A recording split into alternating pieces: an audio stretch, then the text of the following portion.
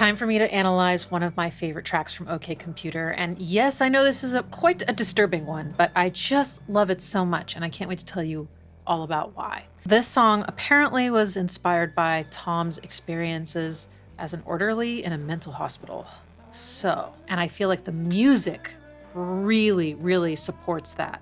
It makes you feel like, climbing up the walls makes me think of crawling out of my skin, and that's definitely how I feel listening to it, except that I love it. I don't know, don't ask me. This song is so visceral and evocative. It's so well produced and put together. It's got really textured, big synth bass. If it's not a synth bass, then it sounds like one. I've always thought of it as a synth bass. It has kind of a vulnerable, almost a delicate, clean electric guitar. And then it has an acoustic guitar.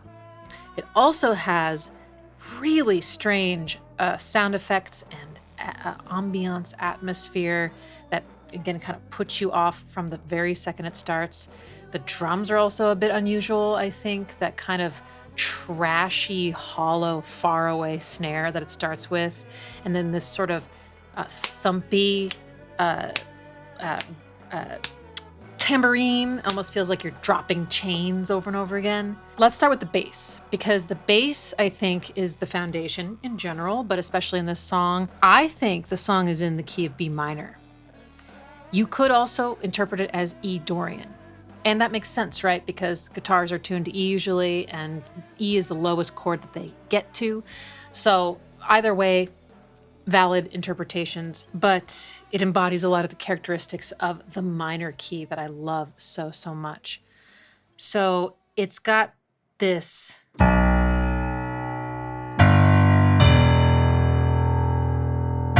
first, just these three notes at first. And then eventually we get a little passing tone.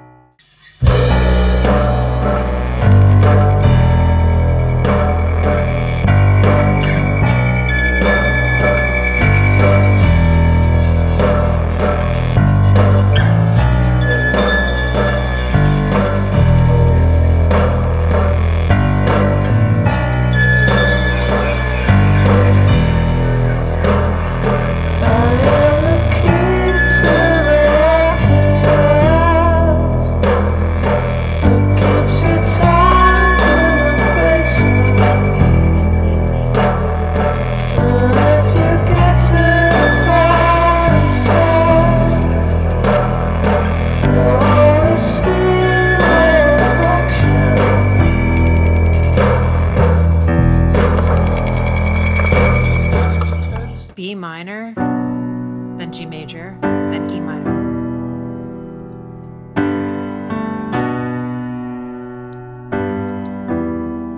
So what is this? Our harrowing home, our dramatic flat 6 chord, and just the hopeless 4 chord minor. So beautiful. So that's going on underneath his whole melody. The guitar is simply strumming, I believe, on the instance of each chord. So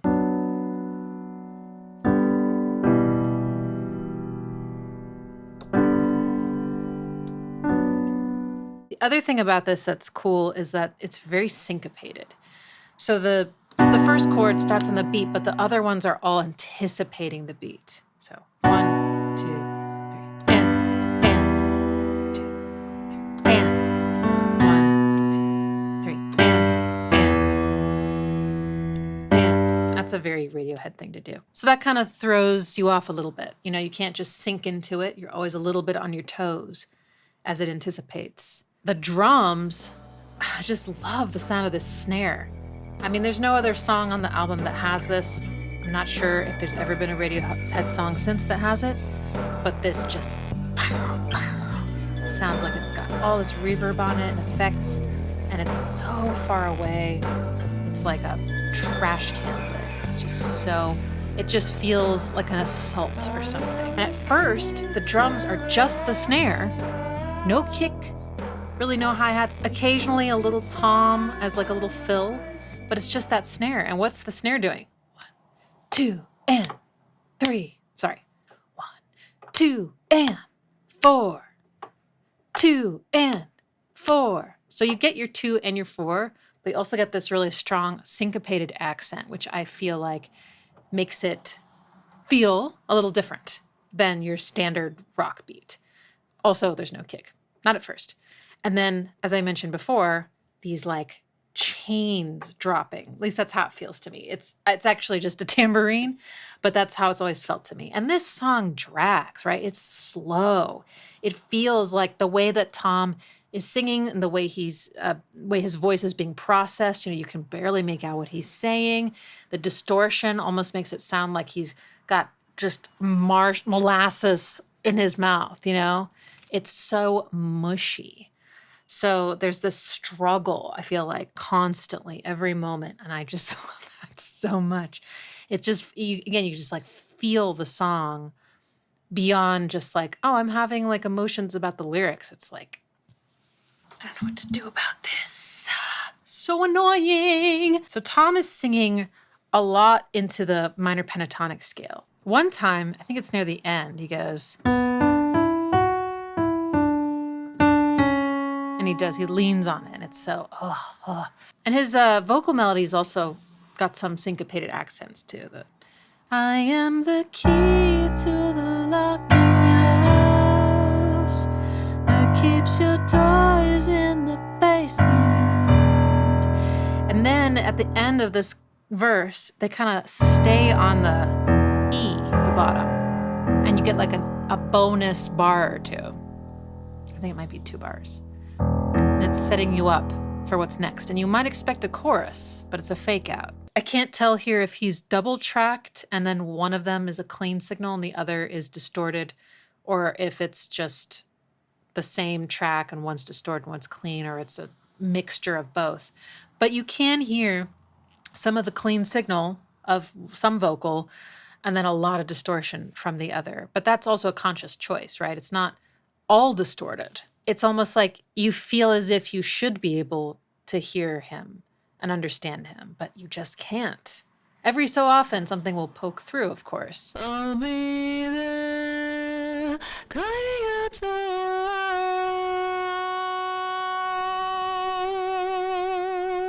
walls.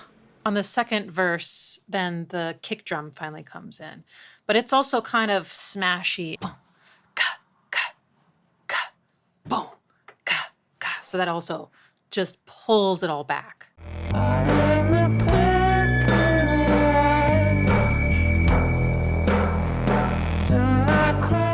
Now the chorus is, I think, quite exquisite. Again, dark, but exquisite.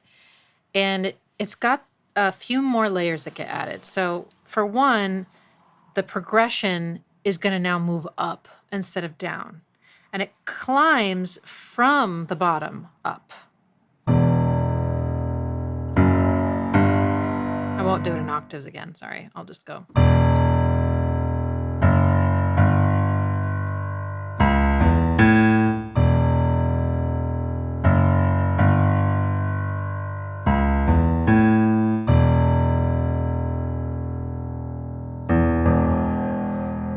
I love this kind of progression because to me, it still feels like it's in B. And it's trying to get there, but it can never get there. It never, ever gets there until you get back to the verse.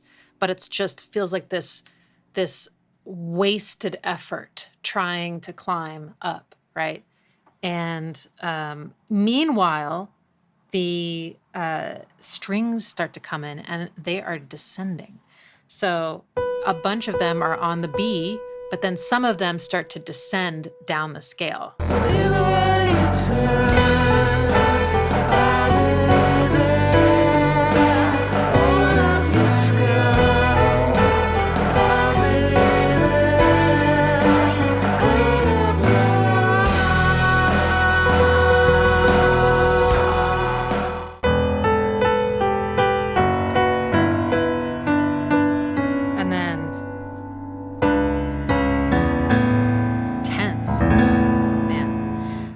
Well, I love what's going on with the bass line here. So it starts to climb, very syncopated again, off beats, And then instead of just going to A, which is kind of what I always assumed it did, going up this progression,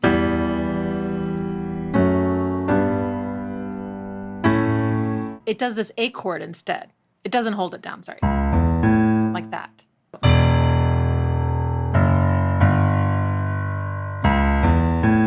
And that outlines an A chord, like if it went there, but it just goes. I thought that's really nice. And to get into this, by the way, it's going. So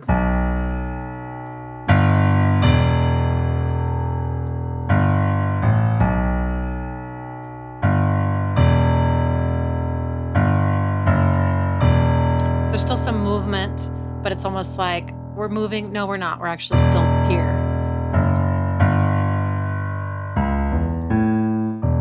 So nice.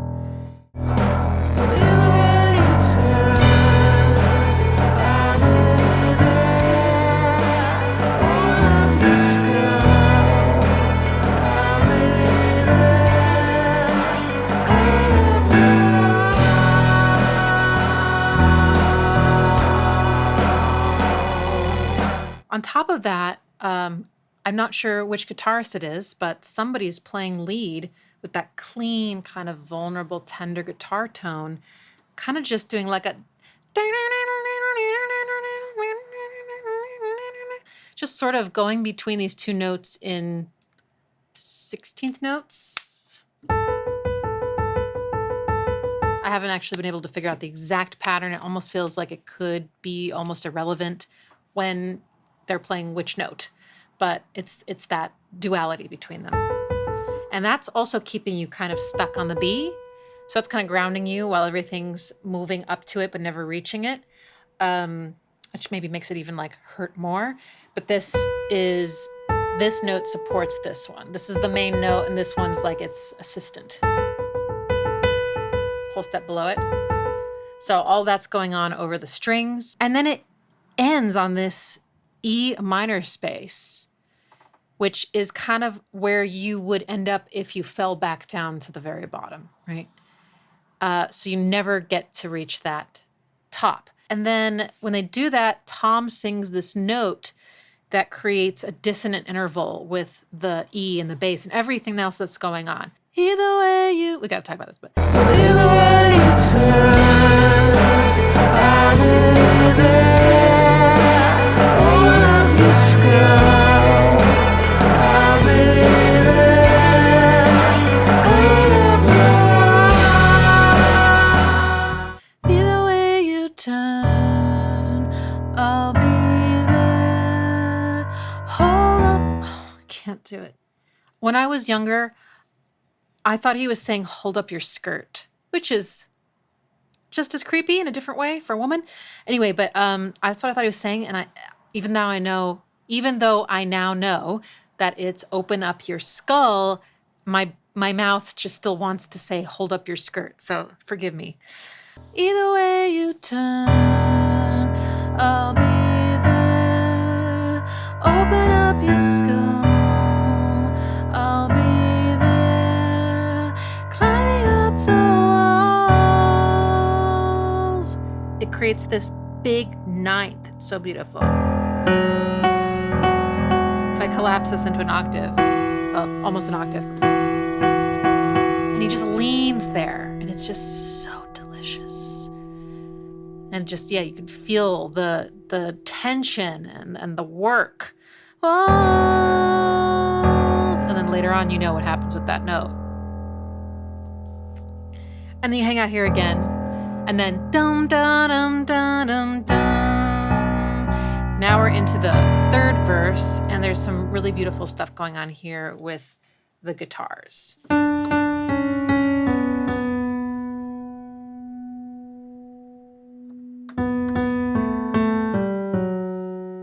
So this is another descending line. Oh yeah, it actually goes down to the B at the end. So I don't know. I just feel like there's something about the contrary directionality that I'm probably just reading way too far into, but I feel it. Whenever you're going down and descending, it tends to feel heavier, and going up tends to feel more uplifting. But when you don't reach the top, then it almost feels heavier.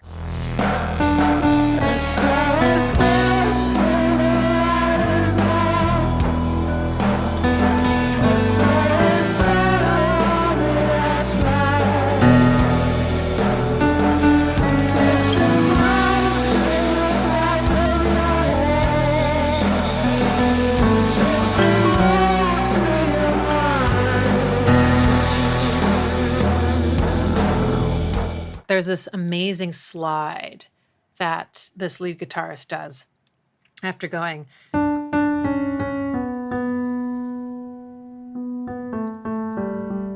After finishing that.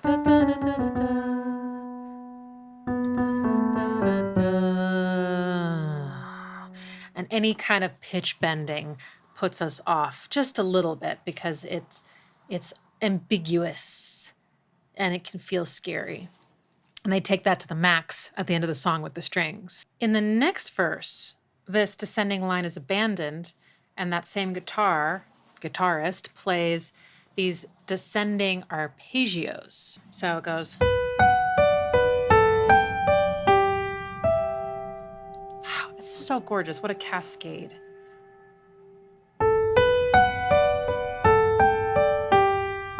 Little variation at the end.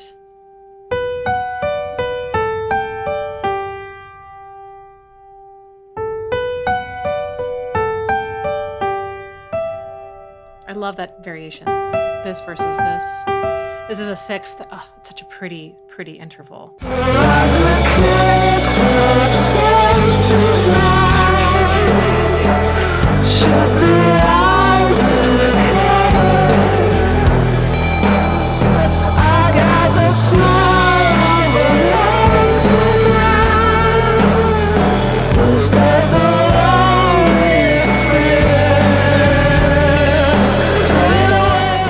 I feel like this guitar, everything that this guitar plays feels so vulnerable to me, maybe even childlike or just innocent. And that's contrasted with the atmosphere and the effects and the sound design in general of the rest of the song.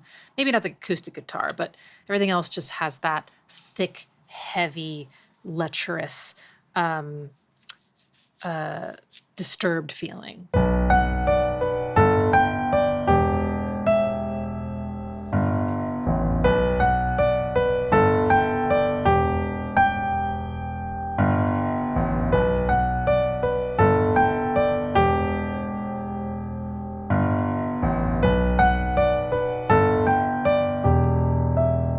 So beautiful. In the choruses, Tom is clearly singing in parallel octaves. So he's just singing the same melody and everything an octave lower. So he's got his more falsetto doing, either way you turn, I'll be there. Climbing up the walls. He's not actually singing his falsetto the whole time, but it does have a floatier feeling as a result of being higher. And then, either way you turn, there.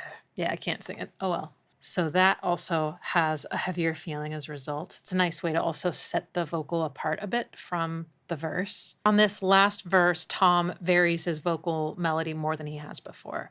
And he just kind of stays up in the higher ranges more. So lock the kids up safe tonight. Now I have to look at this because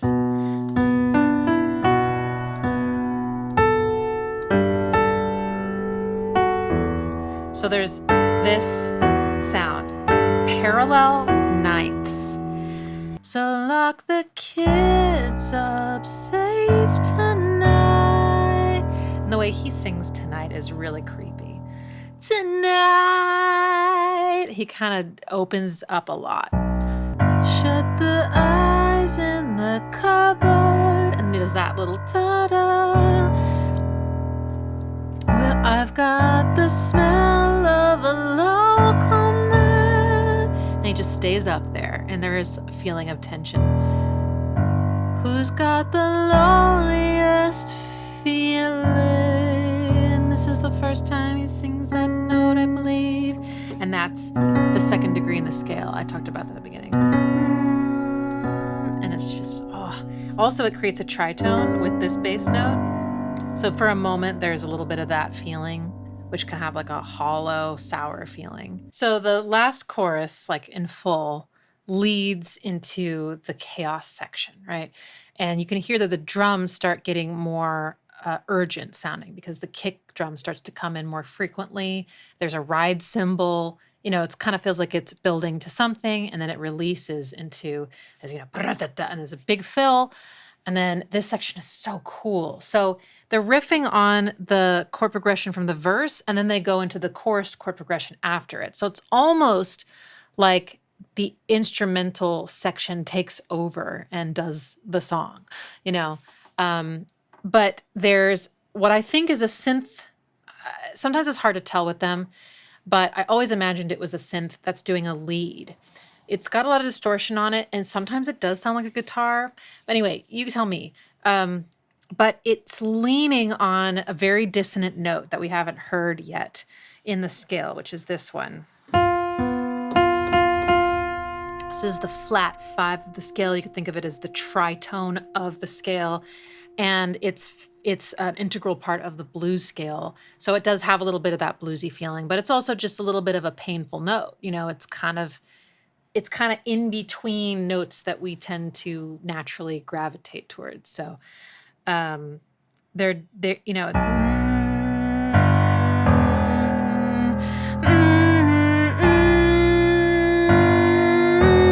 and then it releases a half step above to the 5th. And then does that little, and that's when it sounds like a synth to me, but I could be wrong. It sounds very psychedelic to me. Like it comes straight out of like the 60s or 70s or something. And it has a lot of these little ornaments on it. Kind of like that. And it has a beautiful delay on it too. That makes it feel kind of trippy.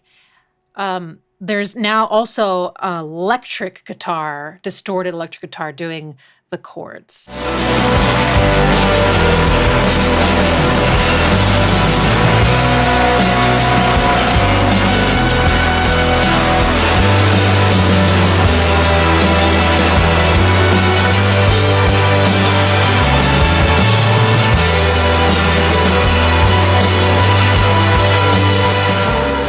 When the like instrumental chorus comes in, everything's ascending, and now the strings, instead of doing this kind of sad, heavy descending line, they're ascending with the bass. And then they hit the B, which is where it all feels like it's supposed to end up, but underneath it still hasn't, right?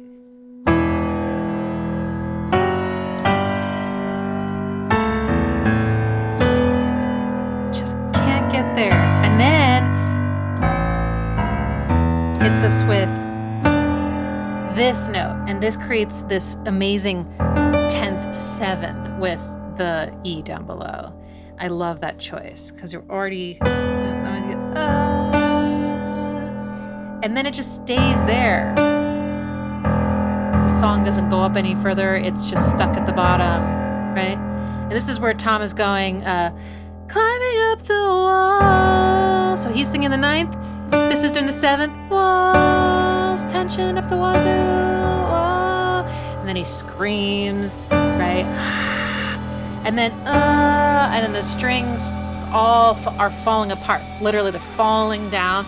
It's probably the beginning of Johnny Greenwood's, like, you know, legendary string arrangements. They're like beautiful, but they hurt so much because there's so much dissonance, and he uses the textures of the high strings especially well, and the way that they can bend and swoop and everything. Anyway, so it's really amazing, and this climax is so intense, and the way Tom ends up screaming also feels really incredible because it opens up from walls. Right? He just starts climbing up the walls. Right? It's like the word fell apart, and this this emerged. And then it all kind of coalesces into this dark E minor kind of space, but still there's all sorts of things sort of obscuring that. But that's where the song ends, right? Is at the bottom. This last section is such a great moment for Phil, I think, too. Just really tasteful, kind of, psychedelic rock drums, lots of different drum fills. He keeps it really solid and really supported. After that dark chord kind of fades away, what we're left with is really kind of unsettling, dissonant, atonal, out of place. It feels as if they're samples, but I think it was all just recorded by them. But it's like, little orchestra plucks and things that don't belong. And then there's this tone, two tones, and they're so dissonant, and they're kind of going in and out of tune with each other a little bit, and they just end up in this cacophony. I mean, it sounds like strings, except that something has been stretched, if that's the case, because there's no rearticulation. And bows aren't really that long, especially for a tone with that much body. They'd have to be moving it like this fast. So there's no rebowing happening. But it is out of tune the way you could do on a stringed instrument. But it's not just like these three notes next to each other. It's actually more out of tune. The pitches are like maybe this one, but then also between this one and this one, which I can't do on the piano, but something in between there. So I think it's really like this note, and then the one in between them, microtonal. And it just pulls you out. But doesn't it feel stretched? It almost has that like feeling. But it does have the release of strings. So yeah, maybe they did something where because there is that part where it's sort of, there's a sample that speeds up at the end. So maybe they were playing around with that and they kind of pulled it, stretched it, like just candy. Molasses. God, I love this song so much. This is one of those songs where I just assumed that like everyone in the world loved it. I just couldn't imagine that anyone could not like it. But as I've started doing this series and people have made comments here or there about like, oh, I really love this song on the album, I really don't. And some people have said like, oh, I don't really get Climbing Up the Walls. And I'm just like, but then I remember, oh yeah, we all have different taste. And I hope that if you were one of those people that didn't get it, that maybe this kind of opened something up for you and gave you access to the parts of it that I love so much.